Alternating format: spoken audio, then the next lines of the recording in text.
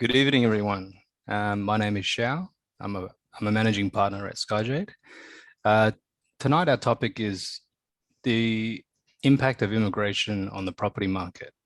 Now, this is a very big topic, but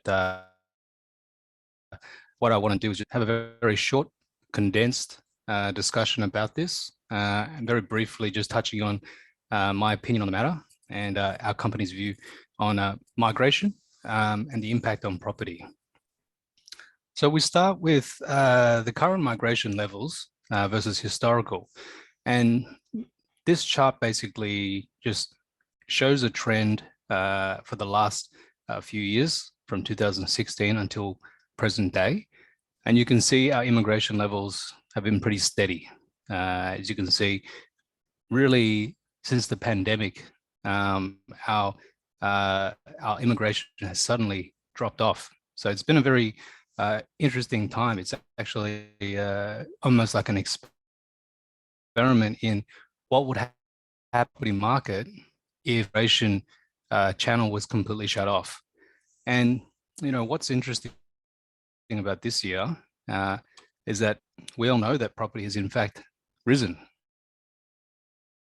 So property prices have in general across Australia, each city has experienced quite a lot of growth in property prices. So we can see in this chart here, median sales prices from 2017 all the way till this is the pandemic year. And you'll see that Melbourne's property prices, the median prices has jumped over 1 mil for the first time. So what does that mean? Does that mean that there's an inverse relationship with immigration and property prices? I don't think so. That doesn't make sense. But I would say that the period of the pandemic is a very special circumstance. We have things such as huge government stimulus, right? We have low interest rate period. So these factors, it sort of points to a greater story regarding property prices. So the property prices are it's very complex to explain, the causation.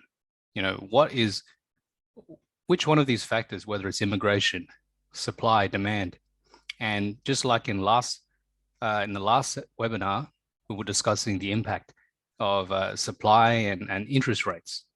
So it's very difficult to pinpoint how much of an impact immigration is going to have on property prices.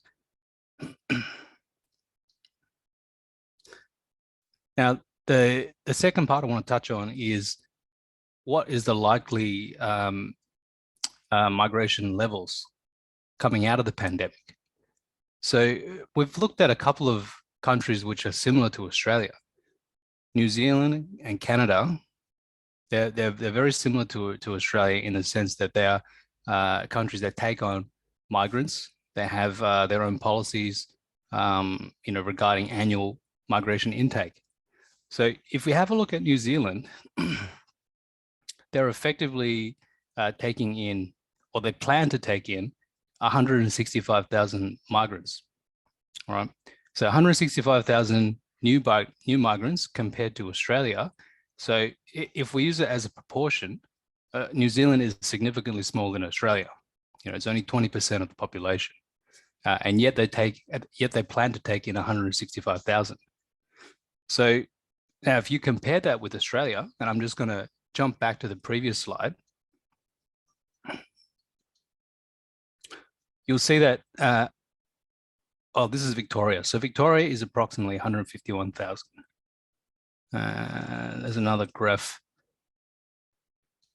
The figure.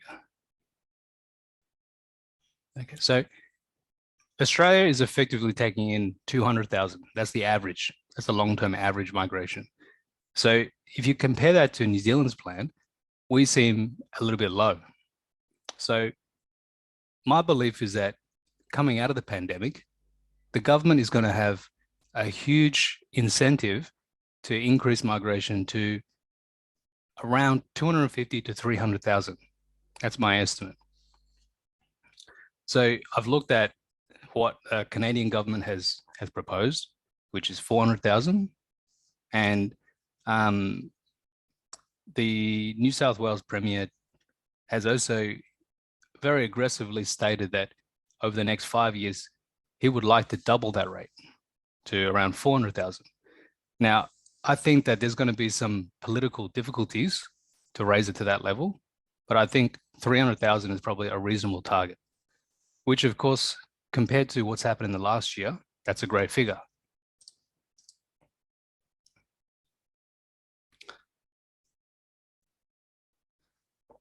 So now in terms of why immigration is an important thing for the property market, immigration obviously is it's an increase in the demand for property. And if you look at property as not just an investment product, but also as a necessity, right? Housing is a necessity. Well, migration is the key, or migration or population growth is really the fundamental to property, right? So as our demand on property remains constant and ever increasing, the demand on property, the forces on the property prices will also increase.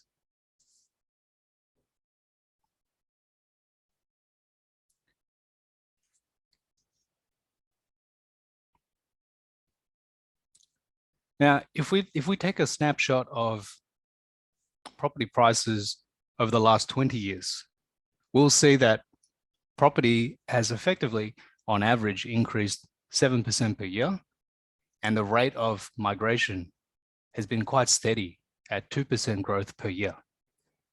And there's no reason why that wouldn't continue in the long term. Now, if we're trying to predict what's going to happen in the short term, that is far trickier.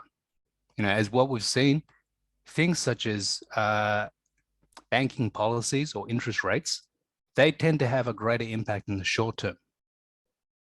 But migration, in my opinion, immigration has got medium and long-term effects, because as migrants come in, particularly skilled migrants, they come in, they get jobs, they settle down, and then gradually there's a real long-term demand, increase in demand coming from that sector.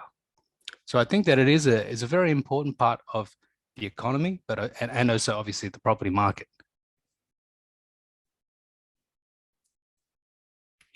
If you look at this graph here, you'll see there's so many lines going here, but what I'll do is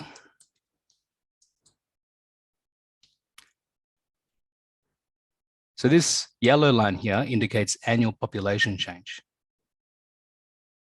The red line indicates growth of property. So you see it fluctuates so much during this period. That's the reason why I've taken an average over the 20 years, so we can see the overall trend.